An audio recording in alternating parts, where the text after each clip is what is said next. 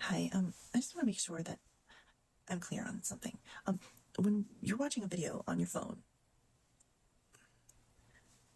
if you're watching a video on your phone and something happens and your phone gets destroyed, it gets completely unalived. Can't bring it back. It's dead. But you were watching a video when it died. We all understand that the video that we're watching does not also die, right? Like, this is common knowledge, right? Because the reason I'm confused is I feel like there's a lot of people who claim things such as a soul could not exist because you can't see them. No, I don't understand. Like, if it was 500 years ago, when stories of smartphones would sound like it was just, they wouldn't believe it at all.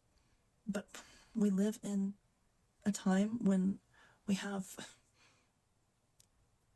this technology. We fully understand that there is unseen powers all around us, unseen, like packets of organized information flowing through the air and then going into these containers, these fancy processors, they're receivers, processors, and projectors all in one. They can take the binary code, the intentionally organized strings of ones and zeros. They could take that information, process it into a video, and then if that processor stops processing, that information does not just collapse into nothingness. It doesn't dissolve and disappear. It actually remains completely unaffected until, like, the server realizes that the phone is no longer responding and no longer processing the information, and then it stops sending the signal. But even then, it's just cutting off the transmission of information. It's not destroying the information. So what? What? Like, I can understand if you want to argue about the Bible or, the historicity of the religious documents. Sure. But to deny the probability of there being an unseen world, and unseen powers working in the world, that doesn't make any sense to me. 2025. I mean, come on, atheists. I guess it's not their fault that they're stuck in the 1900s with their Richard Dawkins and Christopher Hitchens books, hard copies, because, they don't believe in the unseen stuff like the World Wide Web. Anyways, I know it's not your fault that you don't understand, and that you are clinging like a caveman to your unscientific understanding of what is possible. And you laugh at us when we claim that we've experienced something, like something in the unseen realm, our testimonies, whatever. You laugh at that, and it's silly. I mean, meanwhile, you're worshipping a pharmaceutical god, or most of you are, religiously popping antidepressants and other substances. Like, the amount of faith that it would take for you to believe in our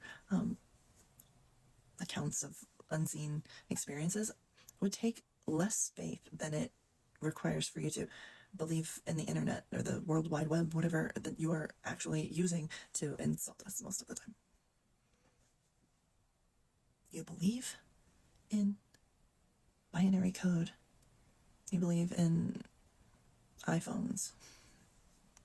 Do you think that, like, Apple, Steve Jobs just came up with this stuff all on his own? We live in a fractal continuum. Everything is a fractal of another thing. If you look close enough, you'll see it.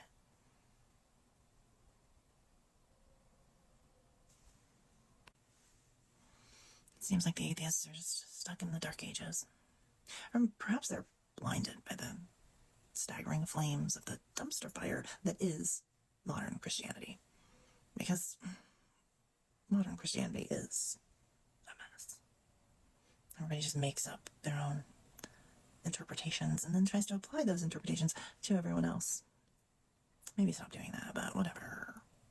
So yeah, that's it. Just wanted to talk about that. Now, part 2 is going to be about how God so loved the world that he sent us notifications about the cloud storage, and now we just have to, all we have to do is just accept the terms and conditions, and then all of what is us can be saved in case of, or for the time when the container that we live in gets broken, damaged, or destroyed. You know, I'll just tell you now, it's like that with Christianity, that we just need to click accept, and then you do have to do like a few things, like you have to, what is it, make sure you are on a network, you're connected to a network and plugged in, or your battery is charged to a certain level, just from time to time. And then not only do you get the everlasting life of having your stuff in the cloud, but you also get updates. The creator will send you updates that will enhance and help your operating system. Just whatever. Truth saves. God's love. Jesus, thanks.